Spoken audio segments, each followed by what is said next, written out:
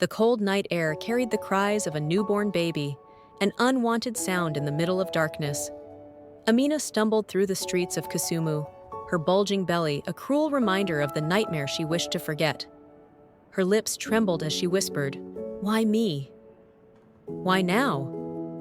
But there was no one to answer, just the silence of a city too busy to care about a broken girl. Amina's story began years earlier. She had been only 10 when her world collapsed. Her parents, Musi Ochieng and Mama Zawadi, were respected in the village of Kendu Bay. Her father's land stretched far and wide, and her mother was known for her kindness. Every morning, Mama Zawadi would gather the neighborhood children and teach them songs, her laughter filling the air like a melody. Amina's life was simple but happy, until that fateful day. The car crash happened on a rainy evening. Amina remembered waiting for her parents to return from the town center. She had prepared tea and mandazi for them, just like Mama Zawadi had taught her. But instead of seeing their familiar smiles, she saw her uncle standing at the door, his face pale. They didn't make it," he said. The days that followed were a blur of tears and confusion. The funeral was a grand affair, with villagers coming from far and wide to pay their respects. But beneath the solemn prayers and condolences, a storm was brewing. Her uncles and aunts, who had always seemed kind, revealed their true colors. "This land belongs to the family," her uncle Omandi declared, waving a piece of paper in the air. "Amina is just a child. She cannot manage it." "We'll take care of her," Aunt Wanjiru added, her voice dripping with false concern. In less than a week, they had taken everything.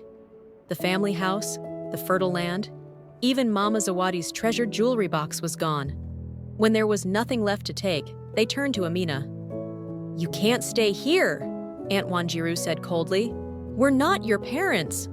Amina's heart broke as she packed her belongings. A few clothes, a photo of her parents, and a small Bible Mama Zawadi had given her. She wandered the village for days, begging for food and shelter. Hunger clawed at her stomach, and exhaustion made her legs weak. The stares of strangers cut deep, their whispered words even deeper. "Isn't that Ochieng's daughter?" one woman muttered.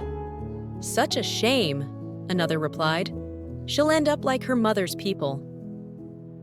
Amina's nights were colder than the days. She slept under trees or in abandoned shacks, clutching the Bible her mother had given her. The gnawing hunger and the weight of betrayal consumed her thoughts. She remembered her father's words, "Amina, always stand tall, no matter what life throws at you." But now, standing tall felt impossible. One evening, as the sun dipped below the horizon, Amina found herself at the doorstep of her father's old friend, Mzee Obuya. She hesitated before knocking, her fingers trembling. Obuya opened the door, his expression a mix of surprise and pity. "Amina, what are you doing here?" Through tears, she explained everything. Obuya sighed deeply and called his wife, Mama Ruth. The older woman appeared, her hands on her hips. "She can stay," Mama Ruth said after a long pause, "but she must work. We're not running a charity here." And so, Amina became a maid in the house of the man who was supposed to protect her. She cleaned floors, cooked meals, and fetched water.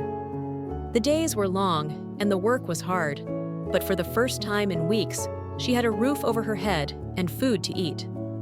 Despite her grueling chores, Mzee Obuya and Mama Ruth enrolled her in school. Amina found solace in her books, excelling in her studies and dreaming of a brighter future. Education became her escape, her hope, and her rebellion against a world that had stolen so much from her. Her teachers often noticed her worn-out uniform and the hunger in her eyes, but they admired her determination. "Amina, you're one of the brightest students I've ever taught," said her teacher, Miss Atieno. "Don't let anything dim your light." Her classmates, however, were not as kind. They teased her about her tattered clothes and called her Amina the maid. She ignored them, focusing instead on her studies. At night, she would sit by a dim kerosene lamp, her head buried in books, ignoring the pain in her back from the day's labor. But even as she excelled academically, the shadows in her new home grew darker. Mama Ruth's glares were as sharp as knives, and Mzee Obuya's lingering stares sent chills down Amina's spine. One evening, as she scrubbed the kitchen floor, she overheard the couple arguing. "Why are we even keeping her here?" Mama Ruth hissed. "She's just another mouth to feed." "She's useful," Obuya replied curtly. "And besides, she's doing well in school. Let her stay." Mama Ruth scoffed. "Don't act like you're doing this out of the goodness of your heart." Amina's heart pounded as she listened, her hands trembling as she wrung out the mop. She didn't know what Mama Ruth meant, but she had a sinking feeling that her world was about to shatter once again. The next morning, as she prepared breakfast, Mzee Obuya approached her. His gaze lingered too long, and his smile made her stomach churn. "You've grown into a fine young lady," he said, his voice low. Amina forced a smile and nodded, her hands trembling as she handed him his cup of tea. She didn't understand why, but something about his tone made her uneasy. She brushed off the feeling, convincing herself it was nothing. But deep down, she knew better. Life in the Obuya household became an endless cycle of chores and schooling. Amina's achievements in class earned her recognition, but at home, her existence was a delicate balance. She avoided Obuya when she could, her skin crawling every time his shadow crossed hers. Mama Ruth grew colder, her orders sharper. One day, as Amina folded clothes in the back room, Ruth stormed in. "You're getting too comfortable," she spat.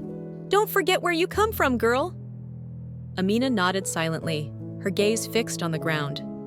No matter how hard she tried, she felt like a stranger in a world that didn't want her. But she clung to her dreams. She wanted to become a lawyer, to fight for people like herself who had been robbed of everything. Her late-night reading sessions became her sanctuary, each word a stepping stone to a brighter future. But hope could not shield her from what lay ahead. Mzee Obuya's stares became bolder, his comments more frequent. And one night, when the house was silent and the world outside slept, her nightmare became reality. Obuya crept into her room, his footsteps barely audible. The betrayal was swift and brutal, leaving Amina shattered and alone in the dark. In the days that followed, Amina carried the weight of her trauma in silence. She went to school as usual, her mind a fog of pain and confusion. She avoided Obuya and Ruth as much as she could, the walls of the house closing in on her. But the secret she bore would not remain hidden for long. The first sign came weeks later when nausea overtook her during class. The whispers began almost immediately, her classmates' taunts slicing through her like knives. By the time she returned home that evening, she knew her life was about to change forever.